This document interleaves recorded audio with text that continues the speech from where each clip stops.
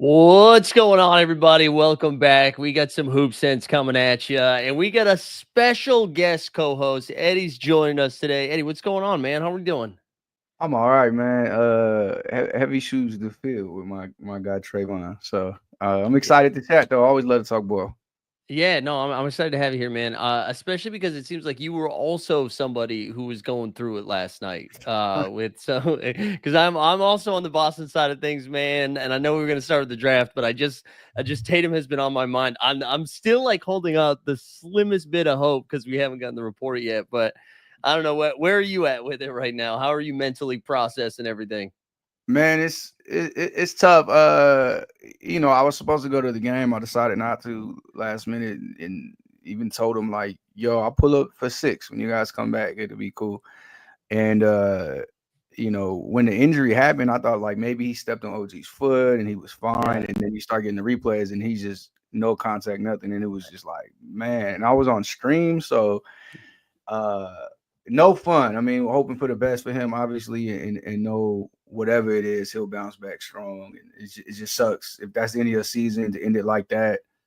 You're this close to an iconic game. You Mm-hmm. drop 50 and tie that series and go on to win it. That's another moment, milestone moment in his career, and we got kind of robbed of that, maybe robbed of a season. So it sucks, man. And like you said, I'm holding out hope, but been down this road before. Yeah. Yeah, I mean, it was you're kind of like waiting for the Tatum game too, like not that he'd been playing poorly, but we just hadn't seen like the game, especially with like what he was doing in Orlando, just putting up like 30 plus a night, and then just hadn't seen it yet in this series. And you could feel it coming. And I thought what was so cool about him in the first quarter is it wasn't like he was pouring on the points until like the last 90 seconds, 2 minutes of that quarter, but he was doing everything. It was just like super active, was getting into passing lanes. And yeah, it looked like a special night, honestly. And we could talk about that series a little bit more later. But I'm kind of, I'm almost glad the Knicks got the lead back before the Tatum injury. I can almost be like, we lost, versus Yeah, doing all that mental gymnastics. Now, I'm not saying we couldn't have come back in that situation, but if we were like up 8 when that happened, I think yeah. I would have been sick. I would have been sick. Yeah, I get what you mean completely. I mean, the Knicks had kind of taken hold of it. It's a turnover on that play, Mm, and it's like, oh man, we blew this game. Had you been up and had it been a win in you had in the bag, you just sick. it's so much what if from there. So I Yeah. get what you mean. It sucks all the way around, but I do get what you mean. For sure. Let's talk about some other sick stuff that happened earlier in the night before that. I mean, I guess everybody assumed he would have been just talking straight Cooper Flag, and then that happened in the game right after that. But Yeah, I I feel like everybody's losing their mind today, and then just like really getting deep into Reddit and just going man. down the conspiracy theory K holes. I don't know what is I I feel like we're probably on the same page of this, but are you reading into any of the rigness of it all, or where are you at? Nah, man. Like, I'm not a big conspiracy theory guy. I mean, I know this is the league with the frozen envelope and a Right. lot of coincidences and literal referees who work with the mob. But I just like, if we're gonna rig the draft, the Dallas Mavericks, like this is what we're doing. So Yeah. I just don't see it. And one thing I like, I don't know if this is the necessarily the intended consequence, but the kind of open tanking teams all Hmm. suffer. And I don't, I'm super anti-tank. I'm super Yeah. anti the process. So I don't think losing teams should be incentivized at all. It should be figured out. Hmm. So to have a year where that happens it's such a big year like this, so many big prospects, that's kind of a win to me for the league. And the teams Yeah. are just like perfect. 3 teams that should contend and get a great piece to go forward. Um, a lot of people complaining, but like this is kind of good for the league.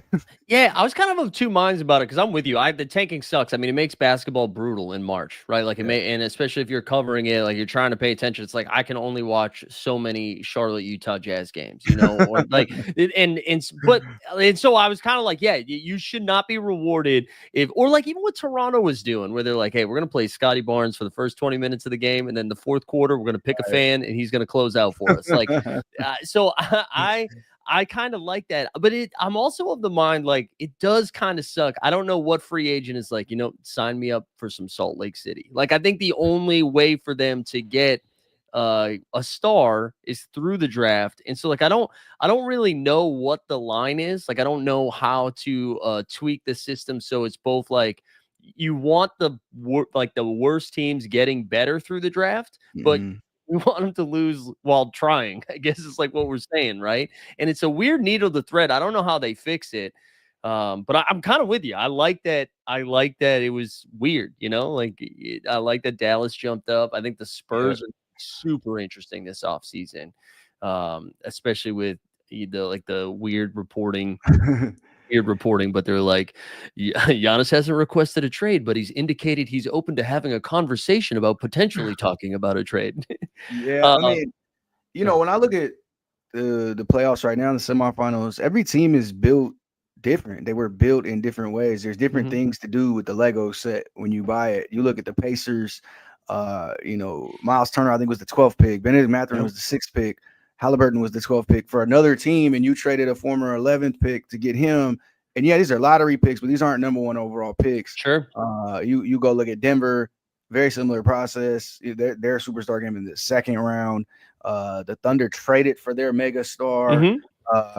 The Warriors, obviously, the paths they've went down in this 15-year run. Minnesota, same thing. Super aggressive team, and then hit on a number one overall pick. Traded away another number one overall pick. That's So there's right. so many ways to build this. I think the Knicks are a great example as well.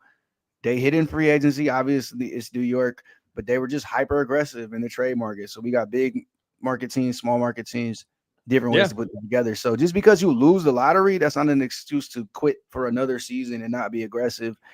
Utah has a ton of assets, and they've been in every conversation with Everyone. whether it's to be dumped as a part of another trade. They were Yeah. in the Luka trade, as you remember, That's right. or just kind of like nudging around. They picked up an all-star on their own in the trade market. So, losing the lottery is not an excuse to me. You got to continue to try to get better as a team, and we've watched bad teams be better. And I think the Pacers are a perfect example That's a of a great small example. market who went and got guys. They hit in the draft a few times, and they went and got guys. They also went and got Pascal Siakam. You got to Hmm. be aggressive while you have some stuff going on. Sign a great coach, great front office, and now look at them. They're probably headed to another conference finals. And if you ask my favorite, they're probably headed to the finals, which sounded insane 3 years I ago. know.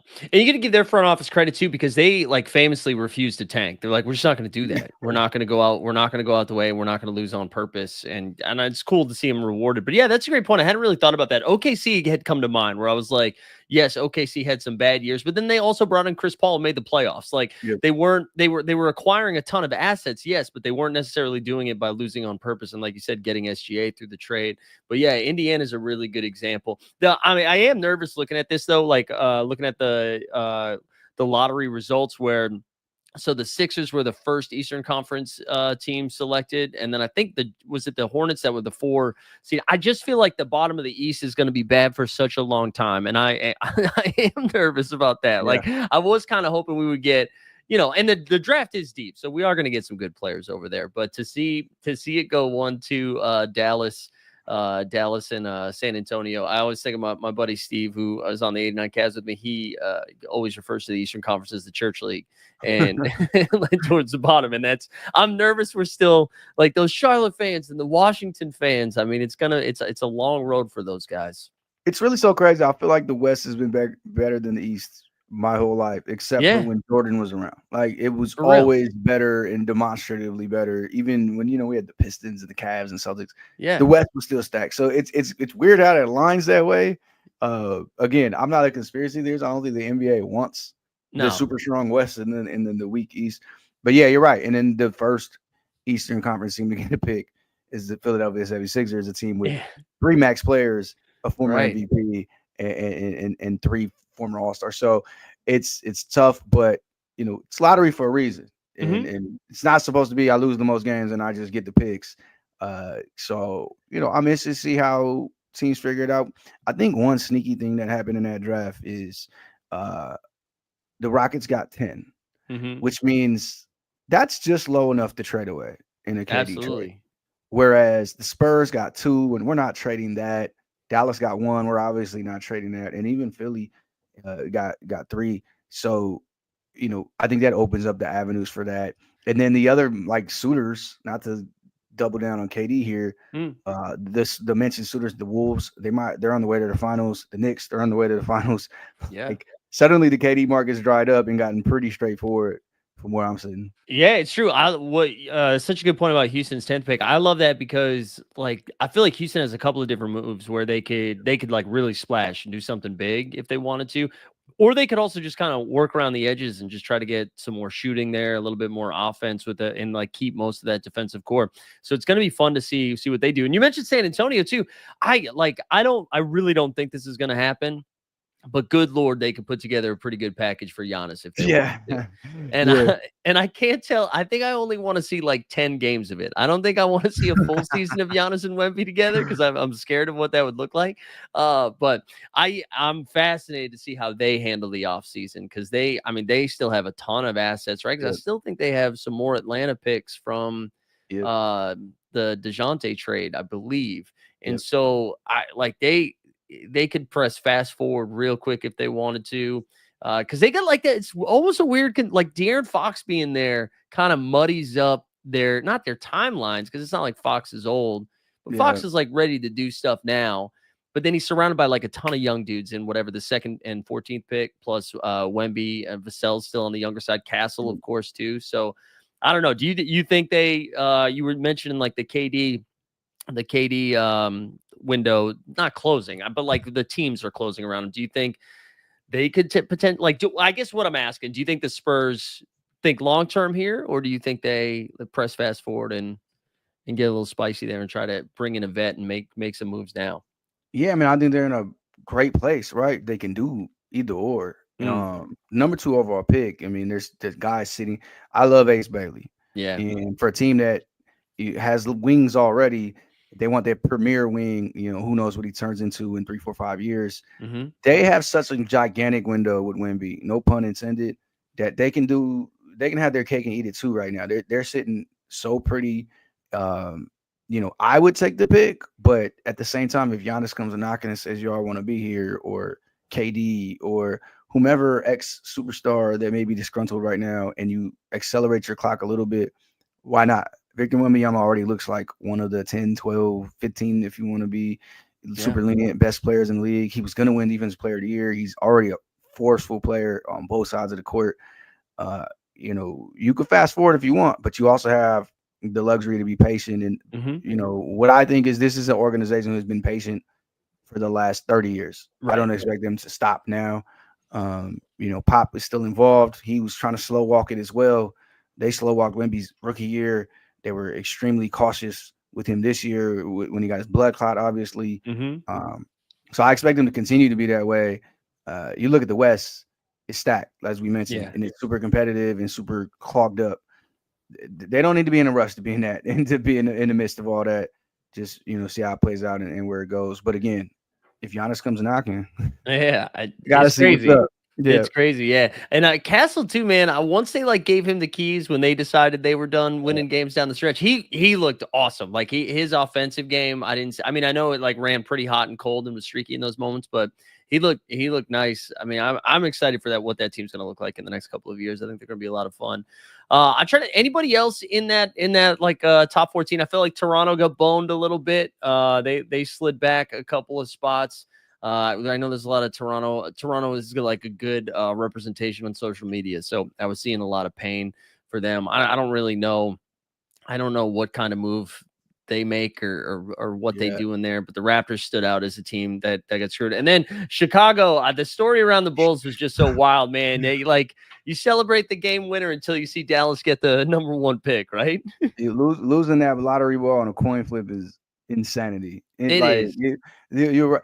It's hard to feel bad for the team that had Derrick Rose, but also had Michael Jordan. Hmm. But yeah, that's insanity. I think the Nets are another team that we're really looking on having big picks here. And I kind of made a funny reaction video on Twitter, but like their plan was that their plan was to hit big on these drafts, and they've collected a ton of draft picks. And it's funny because they were they were pretty competitive last year for Yeah, most of the season before, they got rid of Schroeder and they started shutting guys down and Cam Johnson got hurt. So it's like, they weren't able to tank right. And they were pretty outspoken, like, hey, we're not. And then later in the season, Sean Marks kind of alluded to, hey, we're going to have to do what we got to do with our future. So that's another team that stands out to me. There's another team in the Giannis sweepstakes where, hey, if that pick is 5, maybe that speeds up their process to getting Giannis. If it's 1, it changes their entire situation. exactly. But it landed where it's at. I think they're 9 9, or something. Yeah. yeah, 8 or 9, 8 or Yeah. 9. And so it's like, it's just in that, the twilight zone where it doesn't, it's not a bad pick by any means. And you might get a great player there, but it's not fast forwarding any of your process that you thought it would be. So, couple tough L's for a couple different teams on there, but as a basketball fan, I kind of love where these guys seem like they're going to be headed. Yeah, that was a lot of fun. Let's get into some of these playoff series. I know we can save the Celtics Knicks for the end since we touched upon that a little bit. But we got a big one tonight, Thunder and Nuggets, which I give up trying to figure out what the hell's going to happen in this series, man. I think I'm 0 for 4 in this series. Every time I think I got a grasp on it, something weird happens. I don't know where are you leaning here heading into game 5? I know I think the Thunder are like 10.5 point favorites, which I don't know how that's happening in a 2-2 series. But I don't know. How are you feeling about this series heading into tonight? Man, after game 3, I just knew the Nuggets had it. Like, I just knew they were situated. And after game 4, I'm like, man, maybe the Thunder found something. It's just one of these series that it just feels like it's headed to 7, right? It just feels like we're headed that way. I actually think the Nuggets bounce back tonight. Both teams have won on both floors. Like, the home court is only going to do so much. And I just can't help but feel like we're going to get Jokic at some point. He can't have 3 bad ones in a row. Yeah, right? like, he's been up and down. He's found ways to make it work in some games, but we haven't had like that Jokic game. At the same point, we haven't had that Shea game either. We haven't had that Jokic game, and I just can't help but think he bounces back and gets something at some point. Aaron Gordon, though, has been the story of that team these playoffs. Not just the game-winning stuff, but just been a great player, just been a better shooter, just been a better creator. He's been their most consistent guy. Yes, absolutely. And so he's the guy I'm looking at that, another big performance. And I'm a Russ guy. So to see Russ be effective and helpful and be the heart of that team and all of those great cliches, I can't help but root for them. So I hope we get another great game.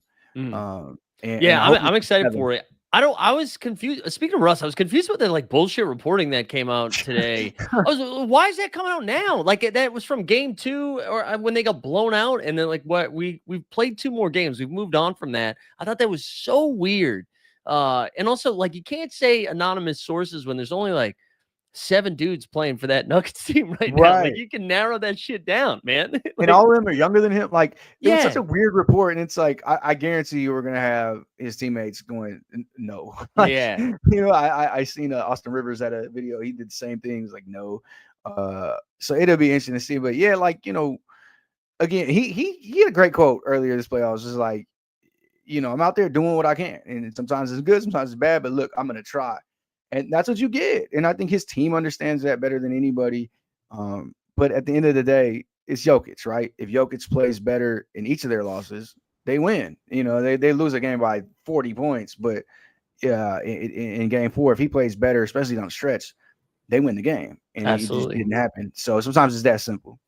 Yeah, you were saying a little bit earlier too, SGA and Jokic both not having a good game. That kind of was how I was feeling heading into last night's Celtics Knicks game, where we hadn't really seen a big Brunson game yet or a Tatum game, and it would be fun to get a close game between those two with both of those guys clicking on or firing on both cylinders, because we're due for one of those Jokic monster games, and we're due for an SGA 40-8 game with 4 steals or whatever. I'm still waiting for Chet to do something offensively. Yeah, I thought that was going to be an advantage for them. I thought defensively they'd be in trouble, and maybe it's because he and Hartenstein are doing such a great job on Jokic, and they're putting so much energy into that he's just cooked when they get to the offensive side of things.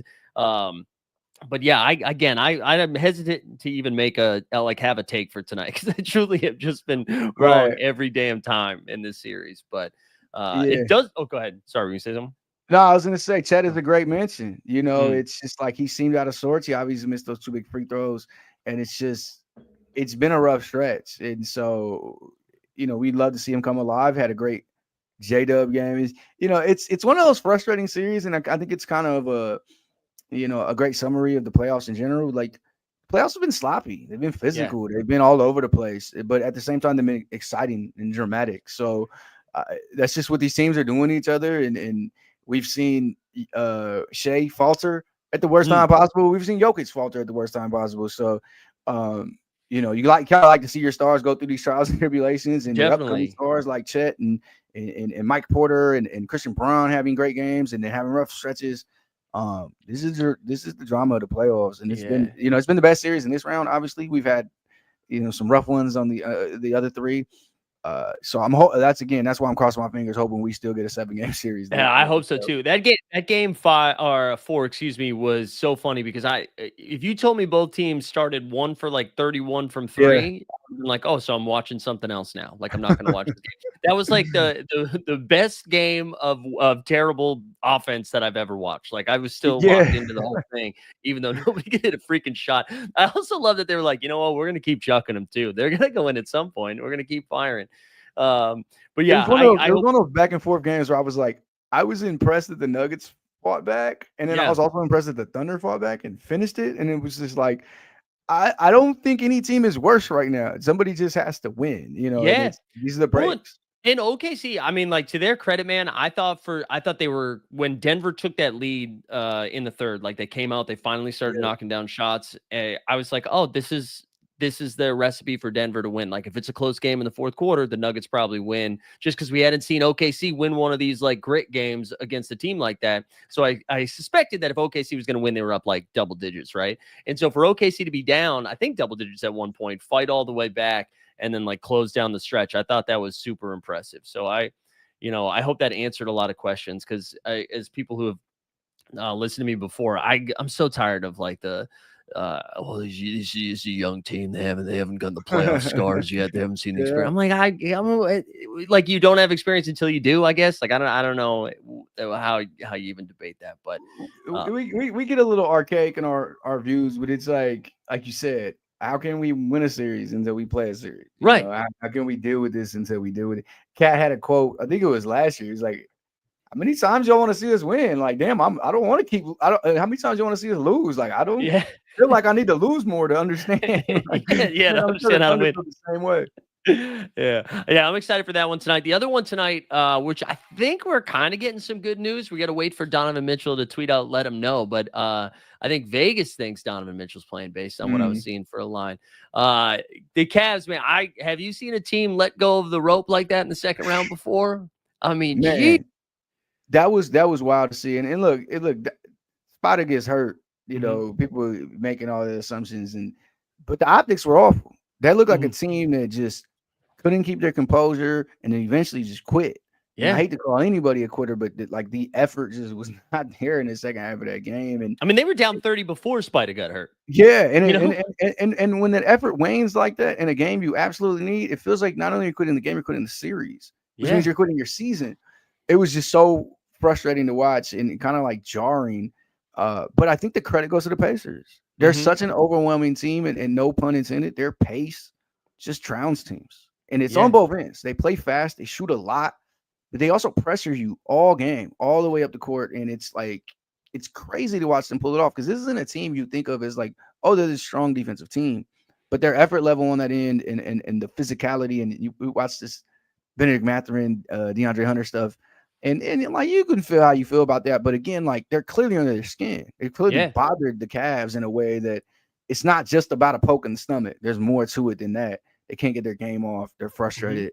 And I don't really know how you come back from that. I know they're giving all these great quotes about, well, this organization has done it before. Don't give yourself the 3-1 omen, my Yeah. guy. Yeah. You Like can't. Kyrie and LeBron not walking through that door, guys. Yeah. Yeah, you got to Oh, do it yourself. Also, once you say that, I think it takes it away. I don't think any team that's ever come back from 3-1 has said, "Hey, we're about to come back from 3-1." The quote has to be, "We're going to take this one game at a time. One We're at going a to win. We're going to time. win game 5 before we talk about game 6." So that does make me nervous. I could see them getting tonight if Donovan's back, but winning 3 in a row, like you said, man, Nembhard and Neesmith, it's like unfair to have those two Yeah. dudes on your team the way they play defense. I mean, the idea of just getting picked up full by Nembhard just sounds awful, especially if Garland's not 100%, and they're hounding them there. And I know a lot of people probably weren't watching the Pacers all regular season, but I think the perception of Indiana is that, like, yeah, they're a run and gun team. They're going to beat you 130 to 125. Like, that's how those W's are going to come. And that's just not. They play Yeah. defense. They're like a true dog playoff team. I'm with you, man. I think whether it's tonight or game 6, it does feel like they close it out. Other thing I brought up too, I'd be curious if you have any take on this. I feel like Miles Turner, his 3-point makes are like the prettiest things of it. Like, has he ever hit the rim on a 3? Like, Yeah, it's the form. and I'm they're not saying is rainbow. the best. Like Yeah, they're so high in the air, they get icicles, and they just. I don't think that I've seen them brick, but I don't yeah. think I've ever seen him make it where it touches the rim. It's pretty It's just wet. ridiculous. It's wet. Backbreaking if you're on the other team. Oh, for sure, for sure. And yeah, I mean, it felt like he hit like 25 of those. Do you think we see Mathurin chill out tonight, or do we think we get a little bit more? Does it at least keep the hands open when he pushes up Hunter this time? Oh, he's gonna stay at it. He if he knows he's got these guys, he's gonna stay at it. And whatever him and DeAndre Hunter got going on, Yeah. that's not gonna end tonight. That's not gonna end next year. They're gonna remember each other for a while. But that team kind of needs that energy. And that Yeah. team has been, that team has kind of been bumping into guys and fighting guys since like February. Man, they got into it with a couple different teams towards the end of the season. And, you got Hallie jawing with Dame and all these other things going on. They got some toughness over there, and like sometimes I think you do a little too much, and it's a little too much theatrics. But those dudes clearly stand on it. Like whatever Rick Carlisle's feeding them, they believe in it. So I tell you what, if James Johnson was standing behind me, I'd be bumping some people too, man. That's got to be what it is, man. You hear the home crowd when he got to get in the game. Everybody's excited to see JJ. So maybe there is something to that. But I mean, I do like their energy, and I think that does count for a lot. I mean, sometimes the team just has a swagger that it helps. And you watch Hallie and how they handle their Buck series, and he got some flack for skipping media the other night, but he's got a swagger to him, and he took that underrated stuff to heart. And it was funny that at first he tried to say, I don't care, it's a list every year, and then right after they win the series, he's overrate that, and he keeps sticking with it. They got a real chip on their shoulder, and not to be cliche about it, it seems to actually matter for them. Yeah, and I mean, I guess we can talk Knicks Celtics here for a second, and then I kind of want to look forward since we just talked about the Pacers. Yeah. But I mean, like with Porzingis at like 9% right now, and Tatum, we're assuming done. And I mean, honestly, the second this series is over, I imagine we get some report that Jaylen Brown was playing on like one leg the entire time too. But we're just assuming this is curtains, right? We're not saying the Celtics are about to rip 3 straight without most of their guys. I mean, they have talent over there. I don't want to completely write off the series. I'm with you though. If JB's not healthy and Kristaps isn't healthy, it's gonna be tough. But they've blown 2 20-point leads in this series. They blew a 14-point lead last night. They were up 30 in game 4 and game 3. Like, I hate to be like, oh, they're the better team, even though they're down 3-1, but they've been able to jump on the Knicks as is, and even with a couple bad Tatum games. So there's something to them having an overwhelming amount of talent and an overwhelming defensive attack. But man, the Knicks have found ways to make them games close in the end, and Jalen Brunson and Mikal Bridges have found ways to close them out. I can't overlook that. And then you lose your best player. That's just like a heartbreaking element of the series as well. Yeah, they're gonna fight. They're going to fight sure tomorrow at home, and they're going to push. And I'd imagine, it comes back to game 6. But man, that's a lot to overcome. One thing I will say about this team, though, they are champions. They do have champion resolve. They have fought back in series. This is the team that fought all the way back from down 3-0 until, unfortunately, JT got hurt again. This is a team that has won game 7. on the road in Miami. This team has won some other game sevens. But man, when you lose JT, I don't know if I see it. So I won't call it over just yet, but Yeah. really close. I think this reminds me a little bit of like Clippers Denver in the first round, where when you just kind of give away a couple games and now Yeah. all of a sudden you have to beat this team 6 times instead of 4 times, you're just putting yourself in unwinnable situations. So like even with Tatum, this would have been such an uphill climb. But I was just thinking they got out rebounded last night with Tatum, and now you take Tatum off the floor and Porzingis again not being 100%, and you're asking Al, who is I play in a Yeah. 40 and up league, and Al's very close to qualifying for that. So like I'm very nervous at how poor or how out rebounded they're gonna get at home. They're gonna have to not miss. We're gonna need a 30-point Peyton Pritchard game, I think, in order to extend that. But I'm with you. I could see them getting game 5. I just think like the mental toll it would take to Yeah. rip off 3 straight, like you said, against this Knicks team who I do think the Celtics have been a more talented team, but man, the Knicks have just been so freaking tough. In that fourth quarter, that Brunson shit's nuts, man. And I keep thinking like I got a grasp on what he's gonna do, and then he still cooks. He's so good, and everybody makes fun of the Clutch Man of the Year award because we're not really sure if it's a real one, but he is it. He is it. He's incredible. No, If we and okay, he's done it in different ways. You know, he's done hmm his mismatch hunting and really picked on Porzingis and Al, but I mean, he's given plenty of bucks to True yeah, to Derek White. Like he's just found different ways to do it. And for all the chatter about being a foul baiter, and I think he is to an extent, I think he's admittedly so to an yeah, extent. It's been a lot of tough buckets in these fourth quarters, man. You see these stats where through X amount of games, he has more fourth quarter playoff points than Kobe and Mike and all this. So it's like, yeah, at some point we have to just tip our hat and say he's a dude, yeah. and we got to just beat him, you know. And I have utmost respect for him and his game and what he's doing in the playoffs and all of the foul grifting stuff. Uh, I haven't seen it as of late. No, I've not in seen this series. I mean, bucket. the Detroit stuff was tough. I like there was some gross Detroit stuff, but in this Yes, series he hasn't been getting a ton of calls either. So yeah, I don't know, man. he's a The other thing, guy who's done it, man. He's been yeah, here the last couple playoff series, and something happened with this team when he hit that shot on the soar in Detroit, and hmm that's one of those shots that people were saying it's the biggest shot for the Knicks in 25 years, and it probably is. But something woke up in this team, and it's crazy because after game 3, I'm like, oh, they look tired. The series is over, yeah, and they fight back again in game 4, and they're right back in it. It's like you mentioned earlier. Yes, losing JT obviously changes the series, but there is some solace in like yeah. they had to control that game, and they have shown themselves to be their equals, if not their betters in this series already. So it's like I can't say like, yo, that was the series right then and there. They've proven themselves, and Yeah. there's a lot to like with the Knicks team. And I like the biggest question I had for them, even after the Detroit series, I was just like, man, this team doesn't defend. Like they didn't defend all regular season. They were just their offense was insane, and that's how they were getting by. I mean, they're defending at a pretty high level right now. Yeah, Like even Cat, who I know is getting cooked quite a bit last night, just because it's because he kept getting put into action. I thought yeah. he's been holding up. Like I thought he's been okay out there. So yeah, I'm really like again, I'm trying to put my Celtics fandom aside here for a second. I do think the Knicks, if we do get Knicks Pacers, that is going to be a super fun series just Oh because yeah, of it's gonna be uh, insane. yeah. And if you thought the Pacers had a chip on their shoulder against Cleveland, just one Madison Square Garden game and we'll be off to the races, I think. Yeah, and you can't forget, much like the Tatum injury, the Pacers had Game 7 well in hand in Madison Square Garden last year before Mhm. JB went down, and Hallie had a ball. Cool. So this is a team. This is a matchup, obviously with some history historically, but recently as well. Like Mhm. everybody sharing everybody sharing the screenshot of them at Raw or SmackDown. I forget which one they were on.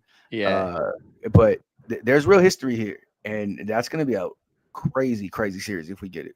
Yeah, and then the last one we got to hit too. I'm kind of glad this is last because if somehow the Knicks got through to the NBA Finals, we got Timberwolves taking on the Warriors right now, and it would be kind of hilarious to get the two teams that traded stars right before the Yeah. season started in the finals together. But Steph, I believe they already ruled him out for Game 5, so it Wow. yeah, they seem or leaning it like he's not playing or something like that. So this is a tough hang. The Warriors without Steph are a tough hang.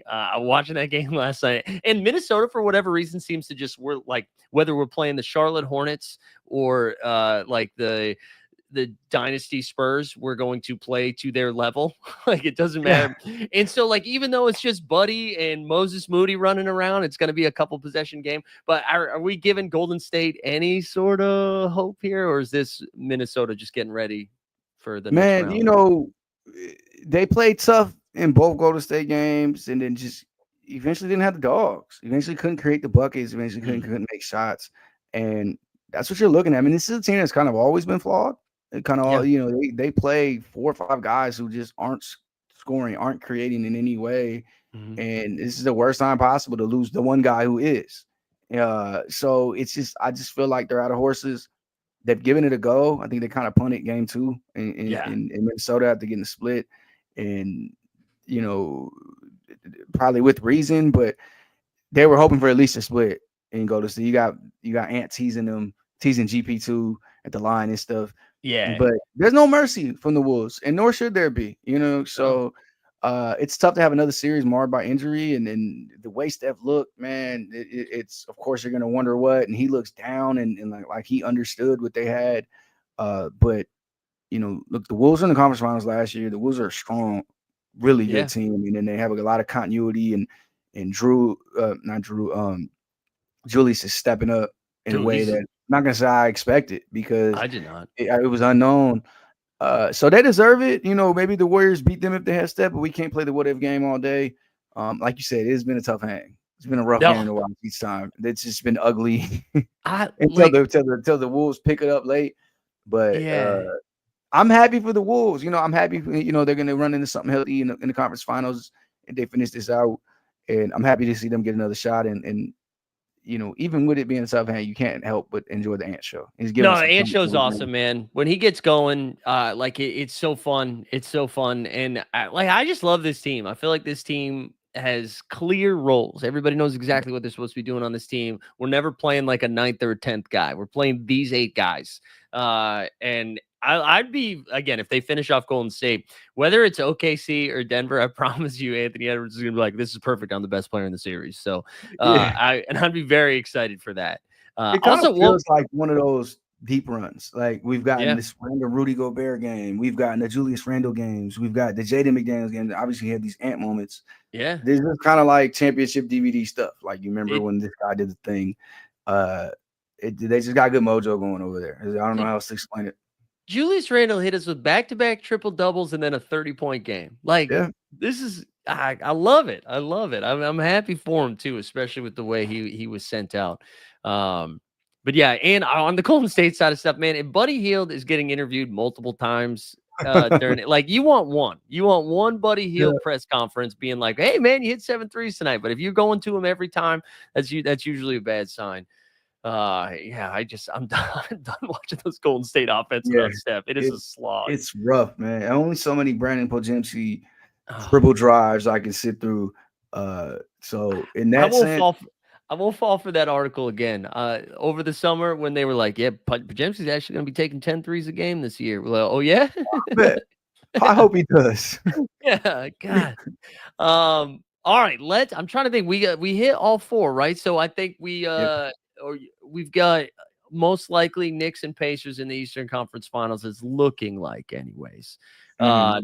Not to pour dirt on them yet. And then we've got Minnesota most likely moving forward. But then the excitement tonight at Denver and OKC. Is there anything else on your mind you need to get off your chest here? Any sort of spice you need to leave us with here as we wrap up some hoop sense? Man, I'm enjoying the playoffs, man. I'm enjoying the ruggedness of it. I'm enjoying, we're slowly getting past the era of the big 3 guys. So I'm enjoying the idea of somebody who's not LeBron, Steph, or KD Yeah, kind of being what this is. But I mean, more than anything, just like hoping JT's cool I and know. hoping he's in good spirits and is ready to bounce back from whatever this is he has. Because I like to joke around and call him the face, but he is one of the biggest faces of the league at the moment, and it's going to be weird having a year without him and without the Celtics as what they are. But it's more opportunity for a ton of different teams in the league, and we might be on the verge of a Pacers Nuggets finals. Like, right?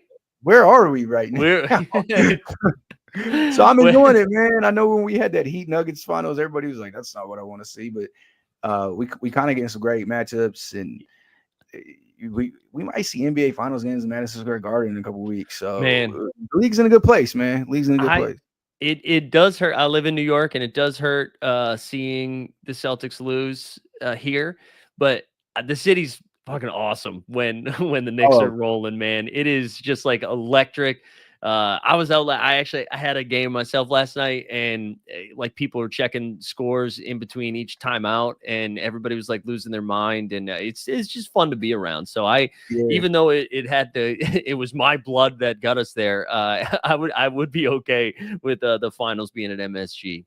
Yeah, I went to game 3 and just the energy around the building, even just walking up, even walking down, what is that, 8th Ave or whatever it is. And even after the game, even though they lost, just kind of like everybody with their stuff on and seeing all the like block parties on Instagram and all the restaurants, they're putting the TVs up all big outside. Like, it's nothing like New York, man. And when the sports come alive in New York, last year with the Yankees, same thing.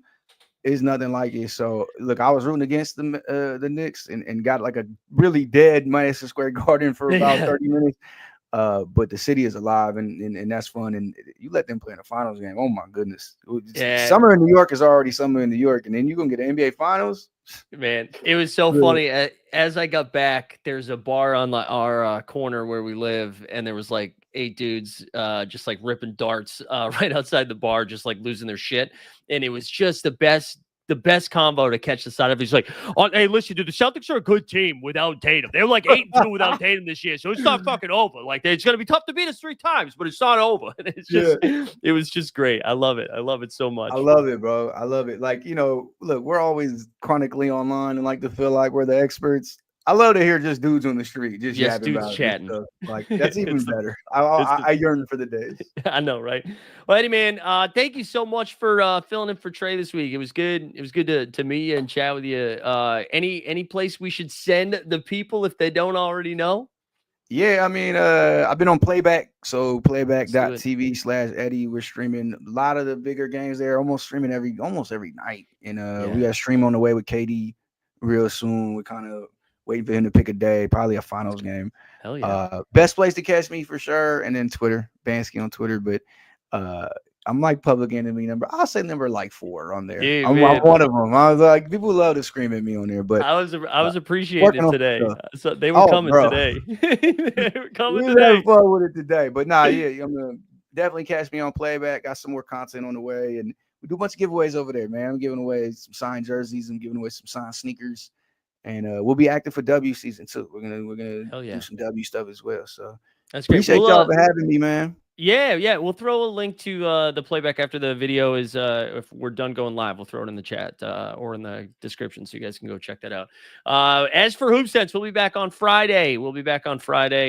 Hopefully with news that it was just a minor ankle sprain for Jason Tatum, and he'll be suiting up for Game 6.